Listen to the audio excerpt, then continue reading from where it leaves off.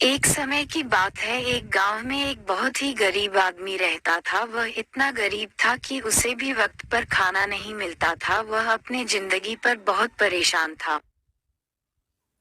परंतु करता भी तो क्या, एक दिन जंगल की तरफ निकल पड़ा और कुछ दूर जाने के बाद उसकी मुलाकात एक ऋषि मुनि से हुई। ऋषि मुनि को अपनी सारी बात बताई।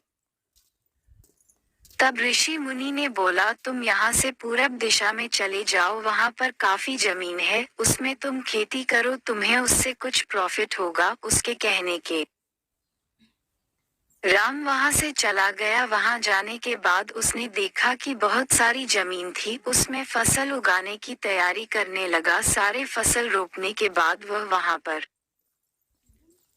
एक अपना छोटा सा घर बना लिया। फसल कुछ दिन बाद बहुत ही ज्यादा हुआ, उसे मंडी में ले जाकर बेच दिया, जिससे उसके पास काफी पैसे आए। ऐसे ही करते करते हैं राम एक दिन बहुत ही अमीर आदमी बन गया। राम के मन में और भी ज्यादा लालच पड़ने लगा और उसने काम करना कम कर दिया और वह सोचने लगा कि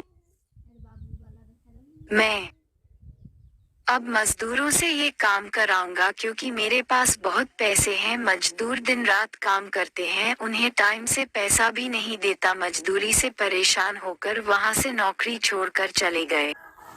राम की फसल अब धीरे धीरे बर्बाद होने लगी थी। राम को अब समझ में नहीं आ रहा था कि वह क्या करे। तभी अचानक वहां पर वही ऋषि मुनि घूमते हुए पहुंचे। तभी ऋषि मुनि के पैरों पर गिर गया और कहने लगा, मुझे कुछ प्रॉफिट नहीं हो रहा है। तभी उस ऋषि मुनि ने कहा कि तुम अपने अंदर का घमंड हटा दो तो तुम्हें फिर से प्रॉफिट होने लगेगा।